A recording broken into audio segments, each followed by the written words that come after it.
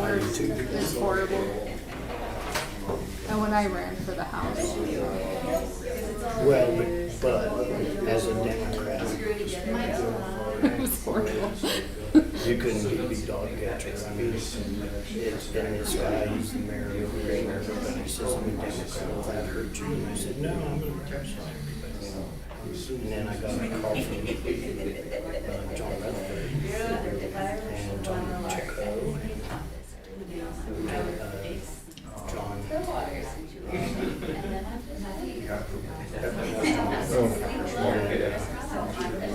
That's a really good place for all of those.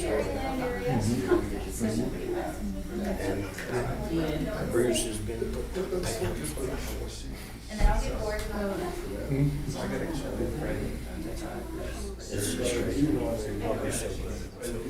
It's horrible.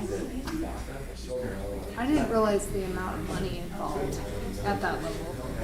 Well, I'm fortunate. There's only 3 of us, and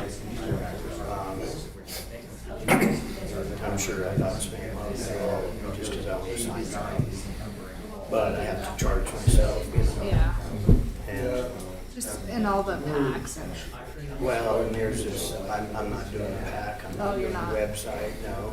And sure.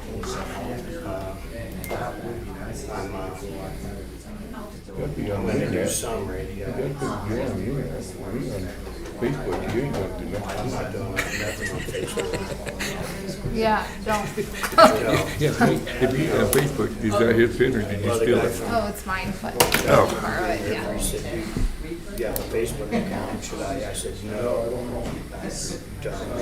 You get the weirdest I'm going to look questions. him up at the radio station and the day and time and just have him do that for me. He's been on the board of directors. You need a good kid. Who's the guy from Green River? Mayor Rust.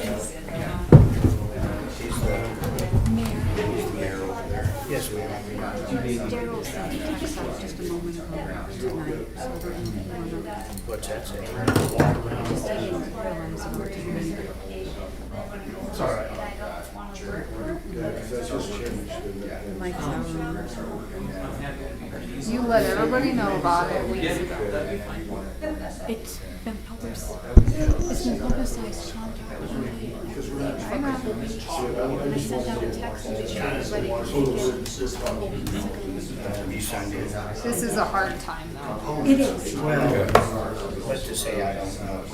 Yeah, no, I agree. Somebody lifts the rock off. Thank you. I'm on vacation, so it wasn't hard for me to come, but normally I'd be working, you know. I'd be making. But they wanted this done, and everything's been booked before now. Oh, I know. No evenings are available. Here's the deal. Participating. I'll be here in all these competitions. You know what I mean?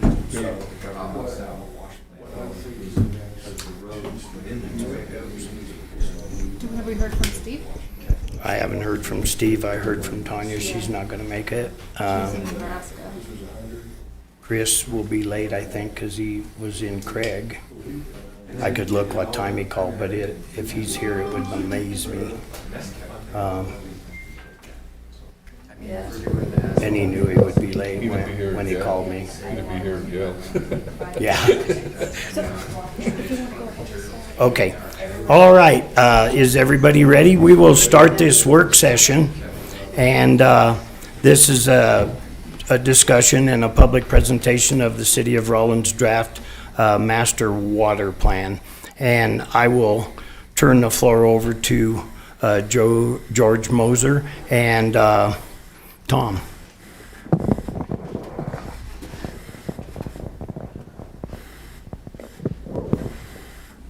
Did I pronounce your name right? Just fine, thank you. Are we going, kind of? Once again, George Mosier with the Water Development Office. The office supports the Water Development Commission for water-related development activities and rehabilitation kind of efforts around the state. Just by brief history here for Rawlins, of course, this was master plan that got amended into our legislative specific authorization for projects. That happened in December of 2022. And so we kind of expedited a consultant selection process. We did pre-proposal, accepted proposals, and went through a process to select WWC and Murray Schroeder and his team to perform a water master plan. So over the course of the past year or so, Murray and his team have been collecting information, trying to do some assessment of some of the facilities, and then also dovetail that with where Rawlins might look to find some funding sources and some help associated with reviving some of this infrastructure and trying to make some facilities improvements. So while you are listening to a presentation of this draft, there's a couple of things that I'd like you to keep in mind. Number one, this draft and the draft presentation here is something that's all sort of funded by the Water Development Commission. This is something that the Water Development Office has had oversight on, and really is a twofold product, right? For one, it should be helpful for Rawlins to look off into the future, identify things that maybe need to happen in the next year, the next 2 years, the next 5 years, and then maybe even with an eye off toward the future where you might be going. But it's also a vehicle that helps the Water Development Commission consider future levels of funding assistance.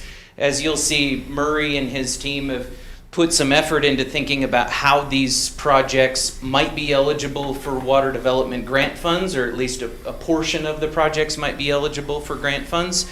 So it should hopefully do both of those things. It's primarily a product that is designed for the Water Development Commission to make smart investments of state dollars and resources for the future, but hopefully also is the tool that you guys can use to help make your improvements too. So with that, I would turn it over to Murray Schroeder for the bulk of the presentation. Okay, thank you. George, is this working? Yes. Nice, thank you.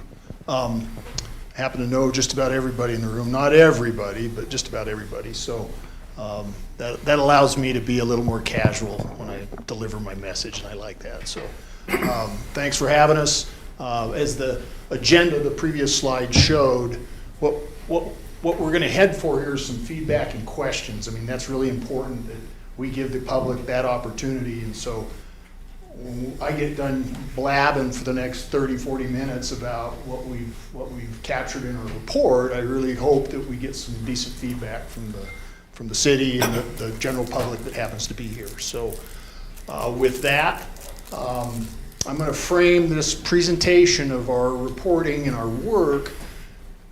I'm going to just present it as though it's water flowing from top to bottom, okay? We'll just start with the discussion on how water's collected, how it's transmitted to the town, how it's treated, and this is going to be very high level, because a lot of the folks I'm talking to today already know all this stuff. So I want it to be informative for folks that may not run it every day and see it every day. So with that, my assistant from Laramie, Roz, can you go to the next slide, please? Okay, so the report itself is in a 3-ring binder, and I think many of you've seen it. And it's divided into 8 chapters, 7 chapters. And the 5th chapter is this presentation of the infrastructure that's used to collect and transmit and treat water. And that's where I'm going to start this conversation. And I'm going to point to this map as I do that. So if you would, Rosalind, the next, and I forgot to mention this, there's also a healthy appendix that's got a lot of deep dive detail about facilities and their condition and what it might cost to repair those facilities. And I'll present a little bit of information from those 2 appendices when we get deeper into the presentation. Next slide, please. So this is essentially this map of the water system. And George has volunteered to walk this around the audience as we talk about each bullet point on here. The first one, next slide, is the springs collection area. which is composed of about 30,000 feet of pipeline. It's 100 years old. Some of it's been replaced. There are 25 spring collection boxes represented by those yellow dots. That's where the water gets collected and dropped into these pipelines and gets shipped to town. It's been documented for many years that this system's in need of rehabilitation. Very And in familiar our with it. study, we captured that rehabilitation cost at about $9 million. Next slide, please. The next 3 or 4 slides are simply photos of that infrastructure. So this is a spring box. This slide shows you how pure that water is. I mean, you can see right through it. It shows up at the plant in pretty good shape, and that's really cool. Next slide is the snow banks that are present late in the spring and early into the summer. If you can get up to Sage Creek Springs, you know where that water's coming from. It's coming from that tremendous pile of snow that accumulates there every year. The next slide is Rawlins Reservoir itself, and this is where that collection system comes together at a terminal structure. And the next slide, oh darn, it'll be, this is fine. This is to illustrate or to emphasize how important that spring water volume is on an annual basis. It furnishes about 74% of all the water the community uses. So taking care of it, taking care of the infrastructure that collects it's pretty important. Okay, the next slide is a short video on that terminal structure in the Springs collection area that all the water in the Springs has to go through. And it's freaking cool to put your head down in there and hit the go button on this. It would be that little, there you go. Is it gonna do it? Technical difficulties. Well, you're missing out on a pretty cool video, so we've got another one. Next slide, please. Oh, there it goes. Yeah, and that's 3,000 or 4,000 gallons a minute. This was in the spring of 2 years ago. Just after that, spring of 22. How big is that pipe? It's 18 inches in diameter. Yeah, and it's half full and it's screaming out of there. So, next slide is, okay, now on to the next facility, Mr. George. So what we've just talked about are these blue dots here at the Springs. Now we're going to spend a couple minutes on the steel transmission line that goes to town. So in the late 80s, there was 25.2 miles of steel pipeline built from the Springs to the Atlantic Rim Reservoir. I've seen it reported as 30-some miles, but it's only 25.2. So we got that straight. Along that route, there are 16 blow-off facilities. And Carl and Cody and one of our guys, Ed, spent a day digging up a dry one 2 or 3 years ago now, just to see what the heck it looked like. And it was reassuring to see that the condition of that blow-off was pretty good. But the nuts on it are rusting out. It's not cathodically protected. And where these blow-offs exist in drainage crossings where it's moist, they're falling apart. And the next slide is another video, and this is simply a video of a leaking blow-off. Let's see if we can get this one to go.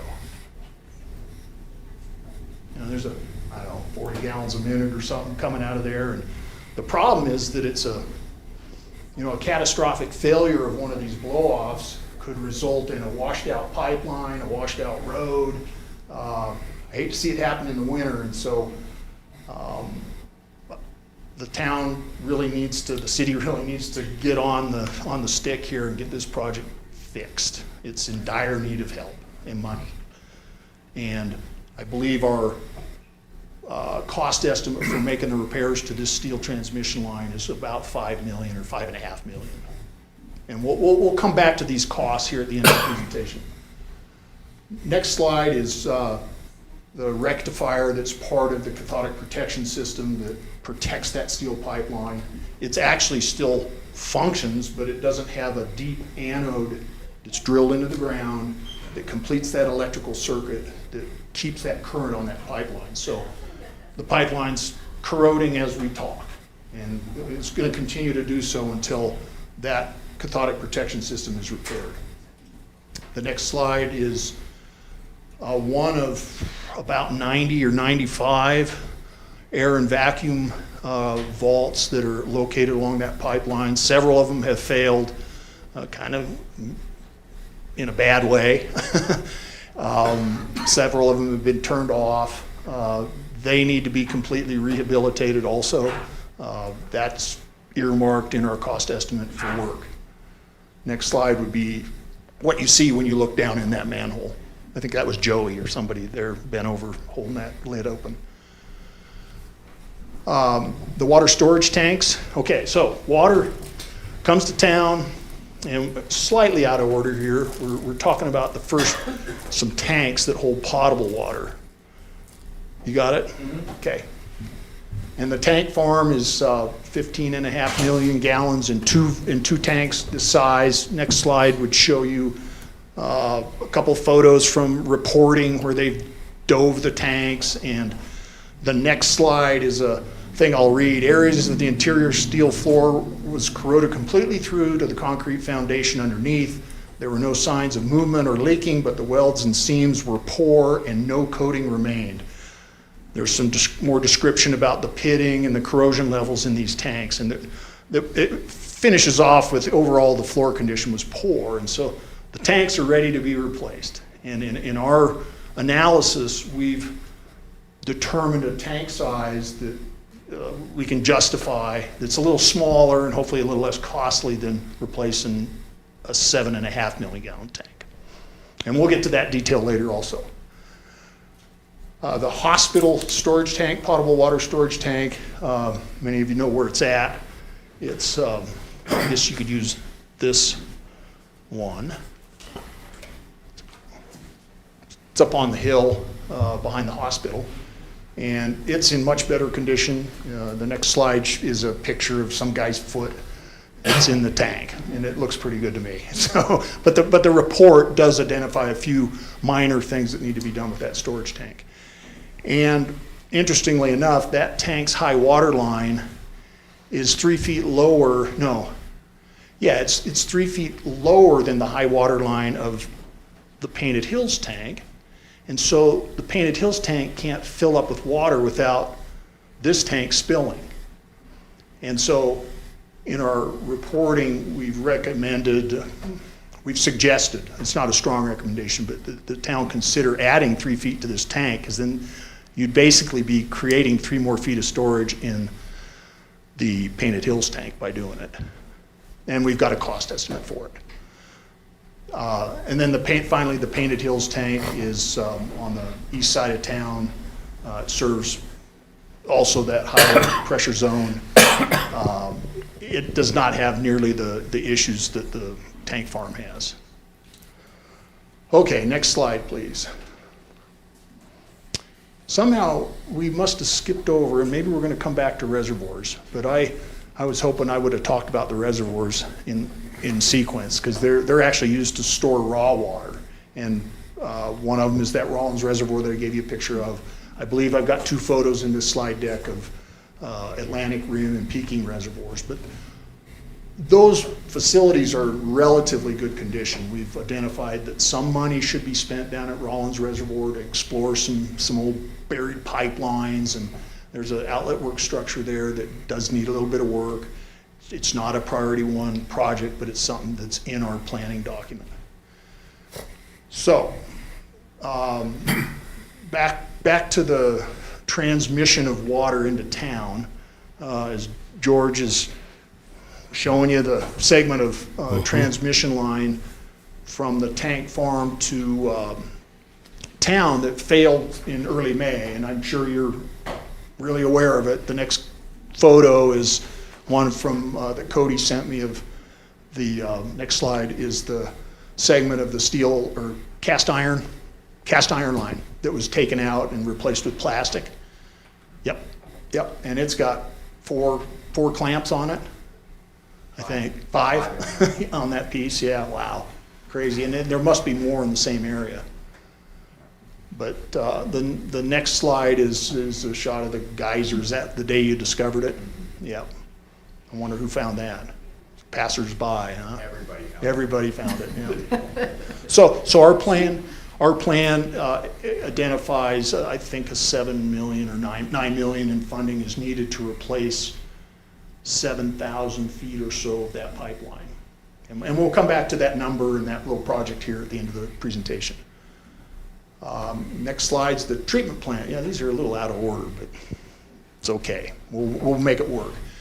That water from Sage Creek Basin and the reservoirs can go through this treatment process.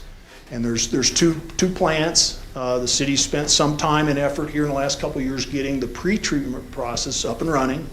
I know they still have some challenges with making it work, but the alternative to making that work is spending more money on a treatment process. And there's some notation on this slide of membrane filtration costing maybe $5 million to implement at this plant. And Carl's saying higher. Buried in one of our appendices is that report from HDR, a contractor that helped us, and they said it would be about $2 million just for the components, not installed, not wired, so I just doubled and a little more it.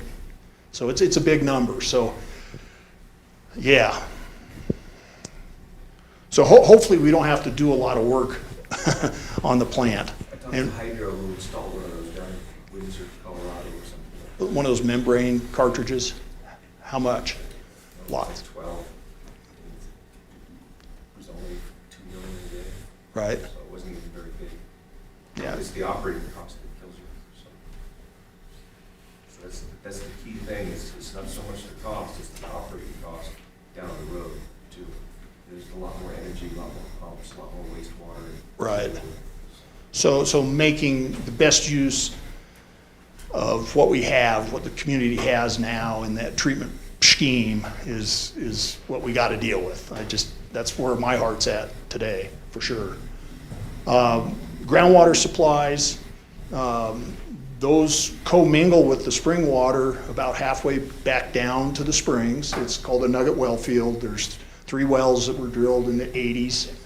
One of them doesn't work quite as well as the other 2, but they do pretty well. Their water quality is not as good. The town, I don't think, wants to live off of that kind of water all the time, especially when they got good, clean spring water. But they're a valuable backup, and they're going to be super valuable when the town takes on working on the pipeline and has to shut it down. It could be the only supply that's not needed to be treated a lot. So as part of our study we did with the help of the operators, do some testing on the wells, confirm that they perform essentially like they did when they were drilled. They haven't caved in, there's no cobwebs in them to slow anything down. The pressure in the aquifer out south of town is lower, primarily because they've been used for a few years recently. It's gone down. It's not going to fall off a cliff in terms of production, but it's not going to produce more and more water. The town could not rely on it as an alternative water supply that's equal to the volume of spring water. You're just not going to get a lot more water out of it. There are a couple things that can be done to enhance the production of those wells, but in our report, we're recommending that the town set those ideas aside and focus on the pipeline and the collection system. Am I not a little better? It'll be a little bit better. Okay, yep. And I can probably turn you down. Apologize. Okay.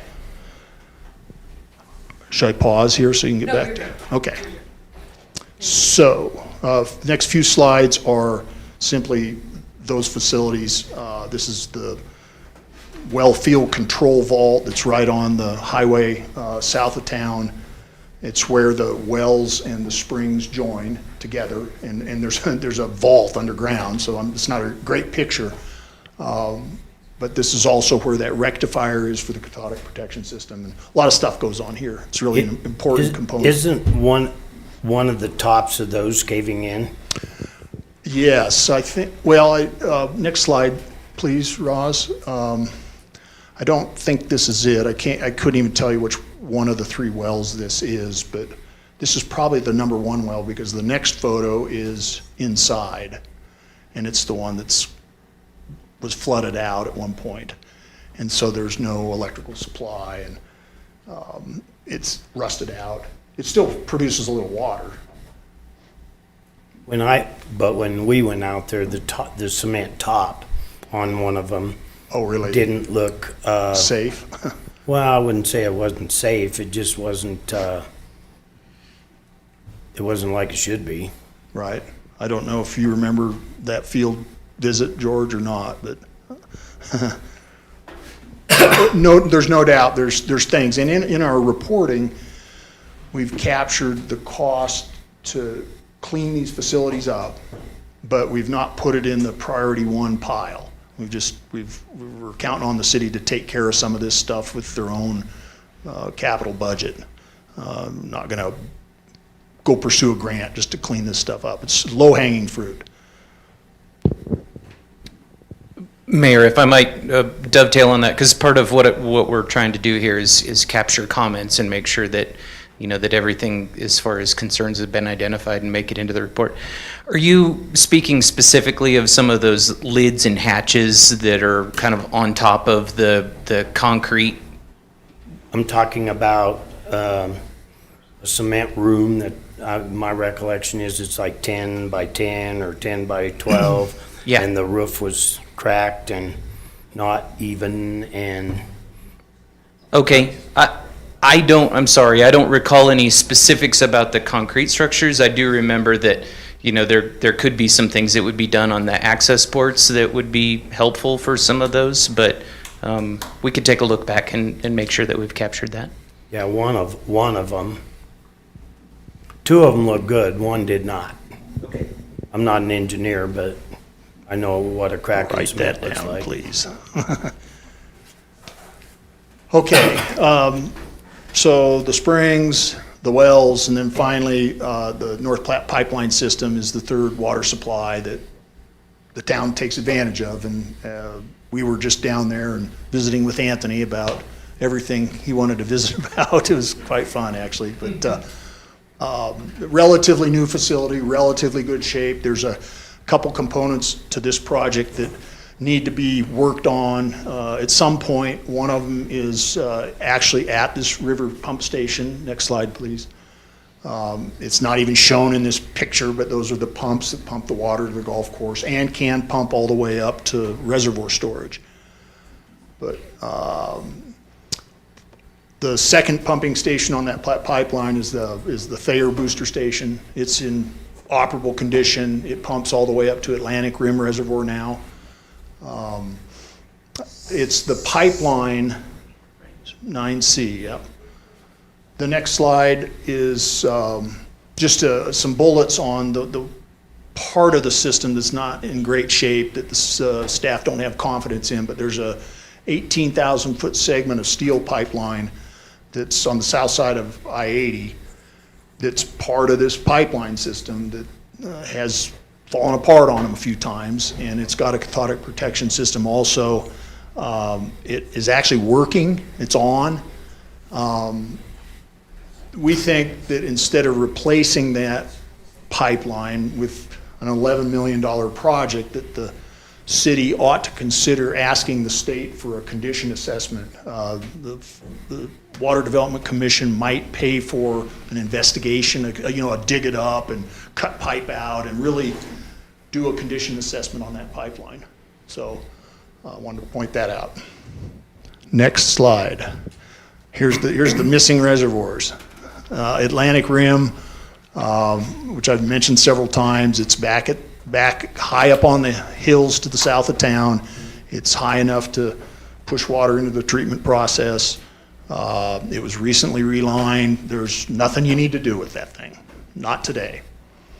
The next slide is Peking Reservoir, which is the one right at the plant, and it's also in pretty darn good shape for what it does, and at least we didn't identify anything that needed to be done there. Next slide. Okay, so now we're in town. We've talked about storage, supplies. and treatment. And we're getting closer to the customers now, so we flowed through all that stuff, and now we're into the water mains. And this graphic captures the water department's water main break data for the last 6 or 7 years, up through 21. We didn't actually have more recent numbers, but 20, 25 breaks a year. And Tom has got in his financial planning for water rates, you know, and Cody, like 2 pipeline projects a year embedded in that program to try to catch up with this problem before it gets worse. The next slide shows you a little bit of why it's a problem, because there's about 36 miles of cast iron pipe. That would be the slide there, the bar that's second from the left, and then the bar that's third, or the first from the right, excuse me, it says 31.9 above it. That's plastic pipe. So there's 32 miles of plastic pipe in the distribution system, but there's still a lot of cast iron, and it's going to continue to fail, just like Laramie. It's just a bad place to put it in the ground. Next slide is interesting. I don't know how useful it is. It's colorful, but it shows you there's the different diameters of piping in town and the number of miles of those pipelines. So part of our deliverable, that's not paper, but it's a GIS system that allows the city to keep track of all this information a little more efficiently than in a paper report. So hopefully you'll grab a hold of that thing and expand on it in time. Okay, so I've walked you through the infrastructure. Now I'm backing you up to the report. Just I feel like I got to tell you what's in the report because it basically captures what we were hired to do. And one of the first things we had to do was estimate what kind of population the town might have in the future, and that's what Chapter 2 is all about. And today's population, if you include Sinclair, is about 8,900 people. And through our deep dive analysis into population growth, we rationalized maybe a 10% growth at some point would be worth thinking about. And why that's important is that we made sure that there was enough water to serve that future population. And it's a no-brainer. I mean, there's plenty of water to serve a population of like almost double the size of Rawlins. So in some other communities, it's a much bigger challenge to come up with the water supplies to feed the community, but not in Rawlins. You got plenty. Just got to take care of the stuff that's getting it to people. So the next chapter in the report covers water use and how the town's used it historically.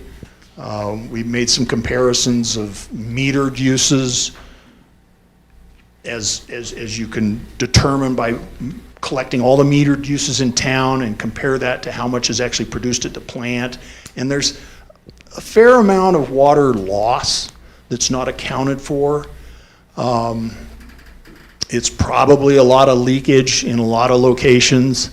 It's probably a little bit of things like construction loadouts or fire hydrant draws used for flushing that may not be accounted for, but it's something to keep in mind that not all the water that's produced can we quite account for at the tap. Chapter 4 is look at those water resources that I've described, really looking at the data and what it all means. I've just shown you one picture of how the springs production has changed with time, and this begins in 1997 and it ends in 2023. And what you'll see is the high points, which are in the spring when the snow's melting and the aquifer's recharging, the springs are really collecting water. And then you'll see the troughs, which are late in the year and into the winter. But what those two lines show also, or I think they show, is a real marked shift in the bottom of those troughs. And that's because of the continuing deterioration of the collection system and the transmission system. We haven't been collecting and getting all that water to the plant. And so in about 2011 or 12 or 13, you can see that stair step of drop-offs right above the words "no spring flows due to pipe repairs." Right in that region of that chart, you can kind of feel that data declining. And I truly think it's because the plumbing's just not getting it all to town anymore. Next slide. Oh, that was it. And then we're to chapter 5, which we tried to walk through, and we'll get to 6 here in a bit. The appendices are thick and they're different. According to George's staff, they don't like them, so we may be doing something different with them, but that's okay. But the two important slices of that appendix are the Nugget Wellfield evaluation work that Bern Hinckley and Jackie Carswell did. So I think that's well worth reading and understanding. Again, it's kind of the high points are that there's no off the cliff loss of production out there, and there shouldn't be for a while, and that those wells work like they used to. So take care of them. The next important appendix was this compilation of inventory, evaluation, opinion, cost estimate for each facility that we just walked through. And so if you're looking for a cost estimate for fixing the springs, you should find it in one of those appendices. I mean, you'll find it in the body of the report also, but you'll find it deep in these appendices. So the point of the whole study was to try to help the town think through what they had to do and prioritize what projects are the most critical and come up with cost estimates, and we call that a master plan. And I don't even know what the next slide looks like, but let's see it. Okay. What our plan is, I think, is to get the town to focus on 4 big projects and find the funding to get them fixed, and don't stray off course. I mean, it's not going to be pretty for 10 years, I can tell you. It's going to be really ratty around here because you're going to be always asking for money, and you're going to be hiring consultants, and you're going to be hiring contractors, and winter's going to come along and nothing's going to happen, and things aren't going to go as they always plan, but you got to start somewhere. And this master plan really says these 4 projects. So the first one's finishing Sage Creek Springs, $9 million, plus or minus. The next project is dealing with that steel transmission line, almost $6 million. The next project is doing something with the raw water storage, or not the raw water storage, the treated water storage at the tank farm. And that's that's kind of the tip of the iceberg. There's a whole nother tank there, and who knows what that looks like in 5 years if you're going to do another tank or not. But you got to do something soon before you lose one. Then the 4th project is addressing the high pressure transmission line through that really nasty alkaline soil down near the interstate and crossing the interstate and the railroad tracks. There's about 7,000 feet of that, close to $8 million. So, next slide lists those 4 projects, but it also lists 2 projects that the city's already working on that are just as important. One of them is the SCADA contract to get that system cleaned up. And then the other contract or contracts is really the efforts the city's been putting into hiring consultants and buying equipment and trying to get that pretreatment process plugged in and something you guys can manage to treat with when you need it. So those are our priority projects. Next slide, kind of a squished circle, but it it captures $29 million for those projects. What our report also recommends is that the city request grant assistance from the Water Development Commission for 50% of the 4 projects, and that totals $13.4 million. The city's going to have to find another 11.8, according to this circle chart, from a lending agency or cash through rate increases or some other resource. We've also got a slice of $2.7 million in city cash, and then we have that CBDG grant in that pie from HUD for the SCADA system. Next slide. You can't even understand it. I mean, I can't read it, you can't read it either, but it's a Gantt chart that shows these projects on a timeline. And it's in the report. It's legible in the report, but it shows year 1, 2, 3, 4, 5. There's like 8 years worth of thinking that we're getting in here to get these priority projects addressed. And I think that's it. We're at the end. Got through that fairly quickly, right? What time is it? 3:40. Yeah, good. I was hoping for less than an hour. But why we're here again is to collect some feedback. If you have any verbal, if you have written, we'll certainly get that when we can. And I know that the city's probably got chicken scratch in their version. Did you give them 1 or 2 of these? One. So has it been circulated amongst staff, so to speak? Yeah.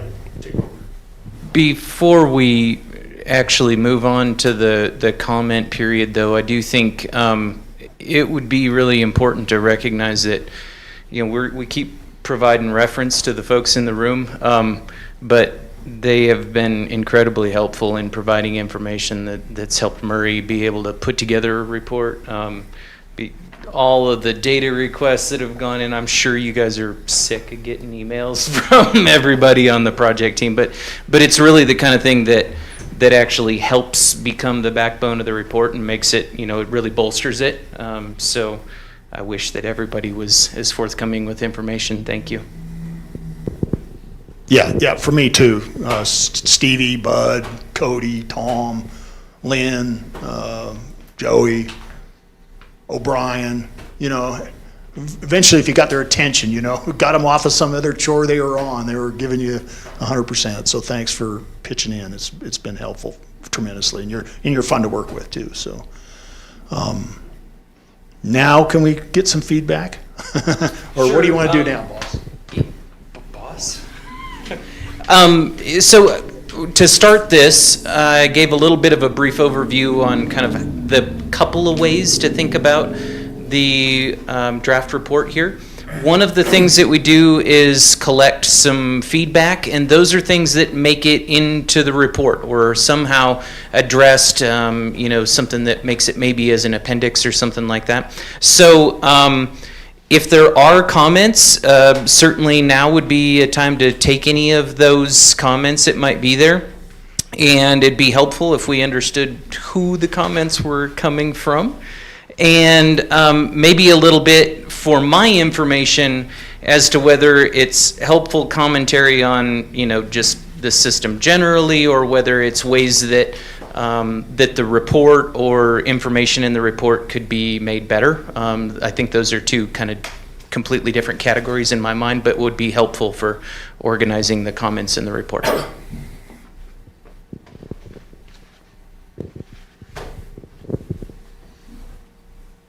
Tom?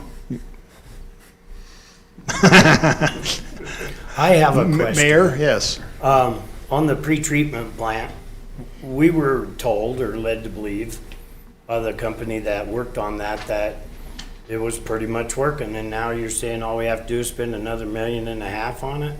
Can you explain that? The $1.5 million in the pie chart and in the table up there is to represent what the town has already invested in getting it going again. It may be off a little bit, but the town hired a consulting company to study it and take it apart and try to get it going again and do some dry runs with it.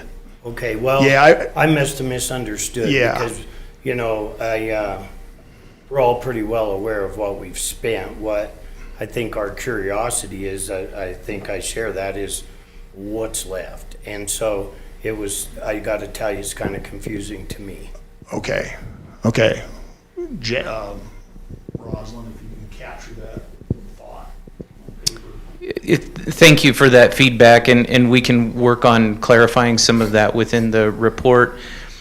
I will say candidly, one of the things that I wanted to show up here, and it was a discussion that Marie and I had, was a lot of times funding agencies, you know, Water Development Commission, they want to see that a sponsor like Rawlins is engaged in doing the work that's going to take to improve or rehabilitate their system. And so that was meant to be kind of an admission of places that Rawlins is actively investing, spending money. That way it's not just we're looking to water development for everything kind of thing. I understand that. Great. But on this side of the desk, we need to know what else we need to do. And that's what we were hoping to get out of this study. And it wasn't very clear to me. Was it as clear as you'd hoped? Yeah. Yep, Okay. and it's not an excuse, but the scope of work we responded to included a water treatment plant evaluation kind of at a desktop level. Because water development does not fund that kind of work. They don't have their studies go into a deep dive of what's needs to be changed at the treatment plant. So we've just got a very high level memo that HDR prepared that looks at the plant and comes up with not even a water development endorsed cost estimate for, if you want to change the process up here, you're biting off a bunch more money.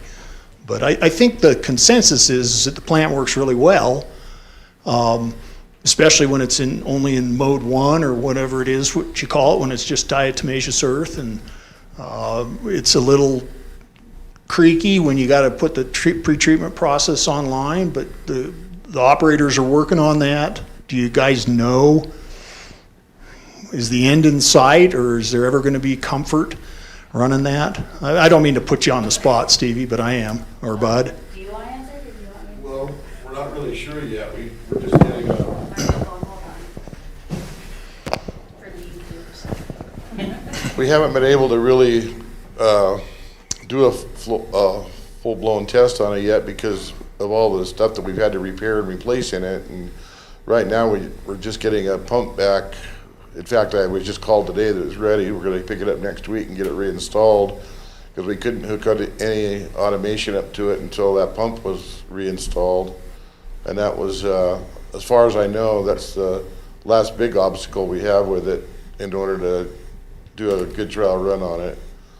And after we have that installed, and then we can do a trial run to see how efficient it's going to be, and we'll have more information after that. Do you mind if I add to that? The operators and stuff, we've got a couple of good ideas too. There's a lot of tinkering that still needs to go into it to get it better than what it was, and we've got some good ideas on how to do that and put the time into it, because I think with all the projects it's going to become a necessity. So If I may then, kind of to put a bow around the discussion, we will work on trying to focus a little bit more, at least with some of the, the high level, here's what the cost estimates look like, to calibrate what it needs to be going into the future. Is that kind of your comment? Yeah, well, and Okay. I understand you're looking at, the whole thing, but the part that interests us is not what's been done, but what needs to be done and so forth. And Jackie Thank you. has Yeah. a comment, I believe. On that same lines, my concern was inflation. Because what we've ran into with some of our streets is that we planned for a certain amount and then inflation went 3 times the amount. And so, 29 million total today could be a lot more even a year from now. It could be, and the way we approached our cost estimate work was to use as recent a bid tabulations as we could find from recent projects and make sure that we felt that they were fat. But my boss, the Water Development Commission's normal cost estimate includes some inflation allowances in it, but we stripped that out, and it's supposed to be factored in somehow when you, I don't know when. It's a plus 15 multiplier on that spreadsheet. Yeah, Yep. but it's a good question because I'll let you. I understand the frustration. Everybody, I think, trying to build water projects is seen that, but unfortunately, it's really difficult for ourselves to predict that. So, Yeah. Well, sorry. She's, one thing I think Jackie's referring to is, Councilman Wells, excuse me, is referring to is a $2.5 million street's now an $8 million project, and that changes a lot of things that happen. And on this water thing, what we've already paid for, what we haven't paid for, and all that, once that all gets clear, or I think it might be just one-page supplement or something you could add to clarify that for us, then we will know a lot more about what we're really, really up against. Yes, sir. Yeah, Stan Bug, a citizen seeking city council. Myra will text me if you don't have a microphone. Hi, you were talking about 4 different areas of structure that needs to be replaced, and I was listening to you, and you mentioned the tank behind out south that is damaged and is pitted. What kind of situation is that in? I mean, how bad is that tank?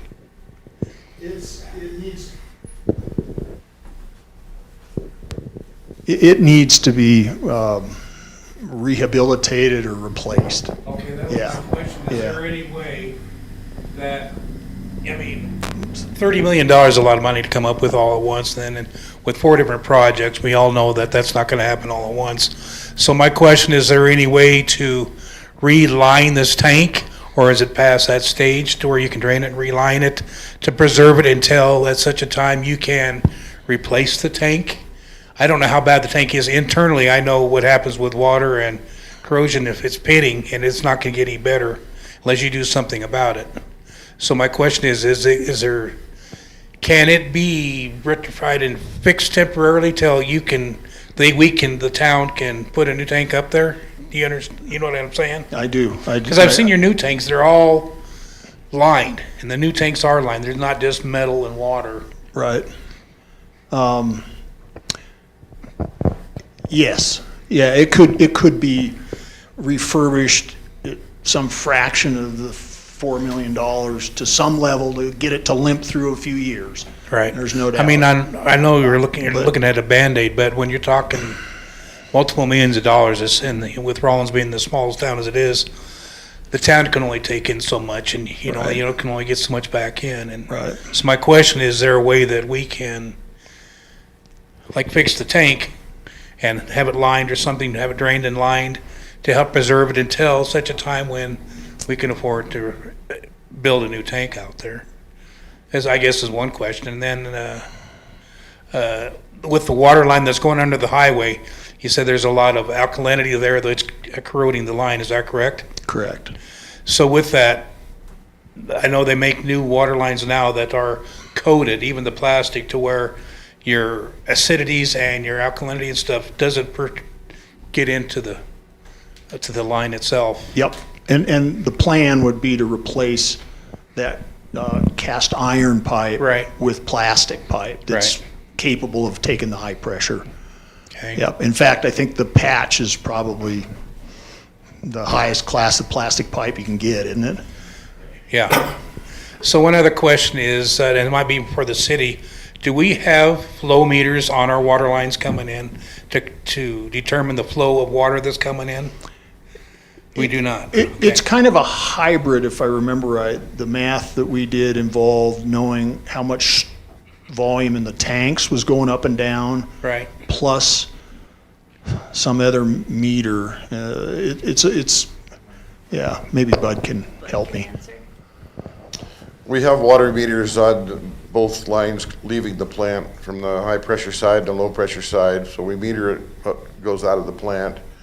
And then the water usage in town, we take what's going out of the plant and then add or subtract what the levels of our tank are. And we have that down to tenths of a foot on how much water it goes up or down. And so we're able to have a pretty accurate estimate of our water usage. The new SCADA system might help be more accurate also. I guess my one question is, from the lines out south, even with the new lines, if there's a way that you can put a flow meter in to where you could help prevent these huge leaks that happen that don't get seen, and they go, well, the oldest one, been there a long time. But if you had somewhere you can monitor the flows coming down, and if you monitor it, you're gonna know if it changes and dips down, from, which is gonna be a leak. And that was just a suggestion, but. So we do meter the spring line at the well vault. We also meter the wells. In the future, we do want to have a meter right at the main spring box so we can see if we're losing anything between that main box and the well vault. And then we'll have from the well vault to the plant. So that way we can kind of keep an eye on those things so we're not losing that water. Thank you. You're welcome. Jackie had a question or a comment.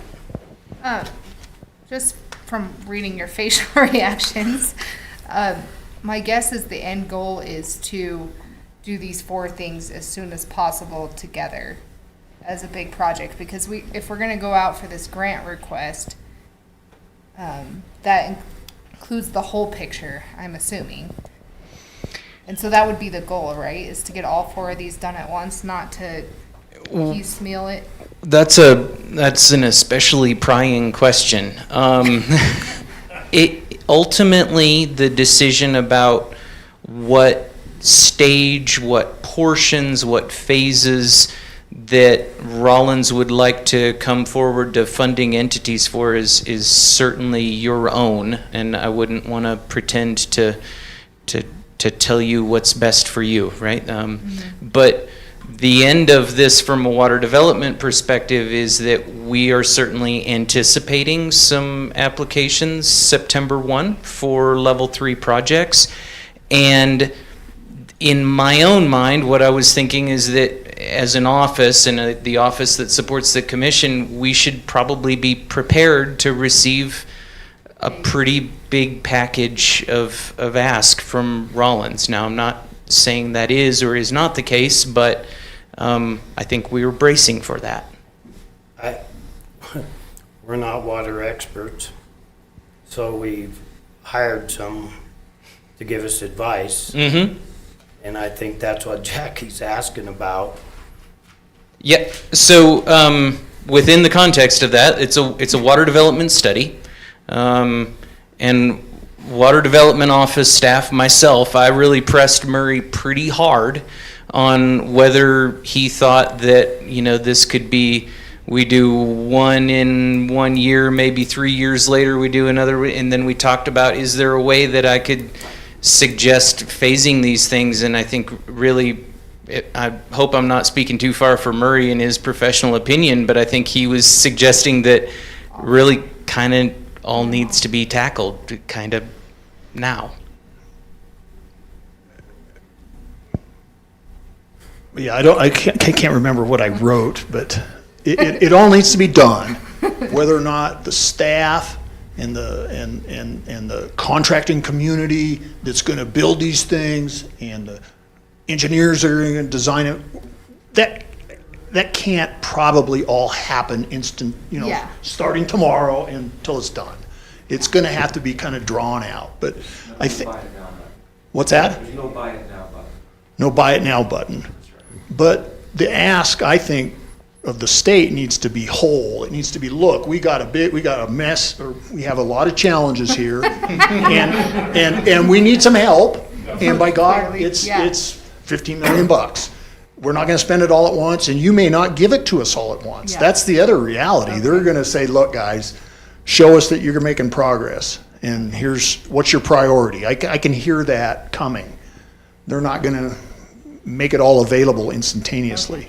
Uh, But that's As probably helpful better for him to dialogue, I say. was actually about to ask that question, is if Murray would say, if you had to pick the first thing to do, what would it be? I'd pick the steel pipeline from the well field, or excuse me, from the well field and the springs to town is the most important.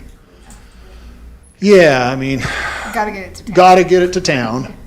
The tank, if you ignore that till the end, that probably work out okay. You won't have to build a new tank for 5 years. Yeah, it'll still be there, maybe.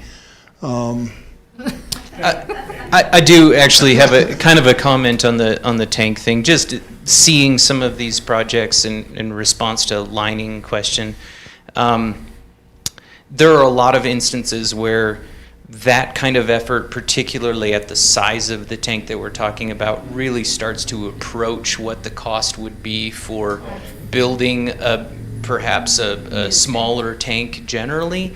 And another one of the things that can become difficult when you consider this from a funding perspective is that water development sometimes doesn't look as kindly on these, operation and maintenance, rehabilitation things versus just something's reached the end of its service life and it's time to just go ahead and build a new one. So that can be part of that. I know St. Clair does theirs all the time. They'll take and empty them and they'll reline their tanks. Of course, we're talking about something different, but it's still same principle. We're talking about a tank that's pitted and needs to be repaired or replaced. So I know that's the reason I brought it up, because I know it can be done. Yep. So, I don't essentially mean a Band-Aid, but whatever you can do. Luckily, we have two. Yeah. And we can isolate. Right. So if something If the main pipeline coming in town is priority, why don't we get the cathodics going on it as soon as possible? That would seem like one of the priority priorities. Absolutely. is Yeah. we need to Stop it from do that rusting. immediately to stop what's going bad. Yep. So, I mean, we've kind of narrowed that down for a few years now. I figured it probably ought to already been took care of. Something we ought to look at getting as soon as possible. So, I agree. I don't know what else to say. Yeah. Yeah. George? Other comments, questions, thoughts on the draft? Helpful advice? I'll have to read through it. Is there any way we can get more copies of this? There are 7 councilmen, and I think we would all like to have one. I'd like mine electronically, please. Yeah. That's easy. Yeah, we can facilitate I that. want to kill a tree. I do not. Just easy to flip back and forth. You know what I'm saying? Yep. good luck to you. And that was, now can you fix our pipeline that fast?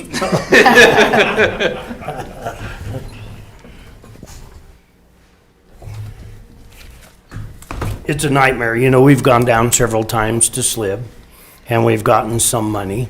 And of course, they always ask, have you raised your water rates? And yes, I have a lot of knives in my back because of it.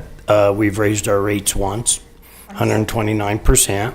Then we had to turn around and raise it again, another healthy amount.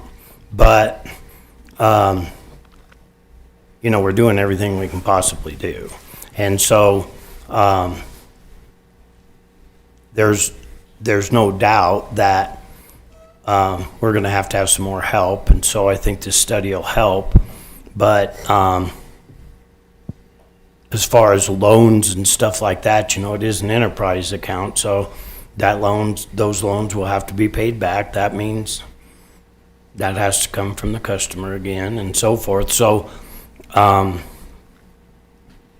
I'm hoping we can get more grants to help us through SLIB and such like that, so we can, it's not a matter of making it easier on us, it's a matter of making it possible or not possible. So that's my wishes.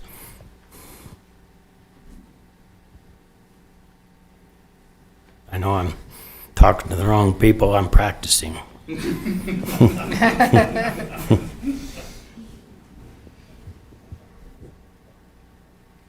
Anybody else?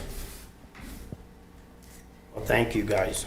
Doesn't mean painful so far. Yeah, it hurts. It would hurt real bad. if Yeah, that owie, owie, owie. Yeah, next month it'll hurt everyone a lot more. But without water, our community cannot grow.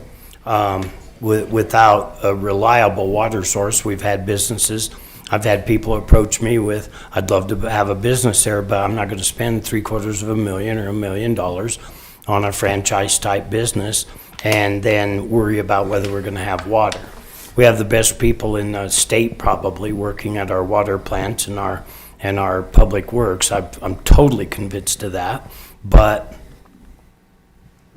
there's no magic about it. We just need to move forward and get this stuff done. I don't know how else to say it.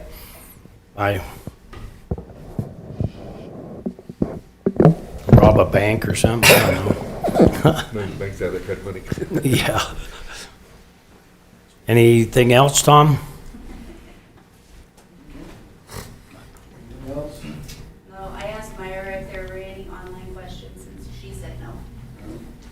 So you're good there. Okay.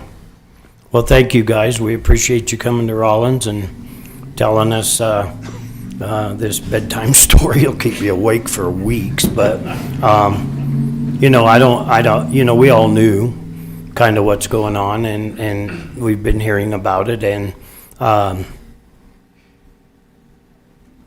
with this information, we'll just have to move forward and see what we can do.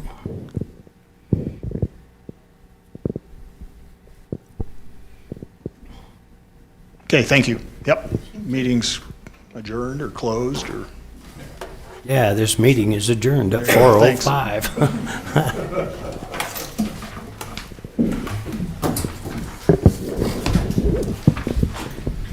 Thank you. That this study was done for different purposes, but if we don't know what's going on, it's hard for us to be salesmen. Sure. And I just did ask us. We were just talking together. I've been down there 3 or 4 times. Actually, we came over several million, but that's very frustrating.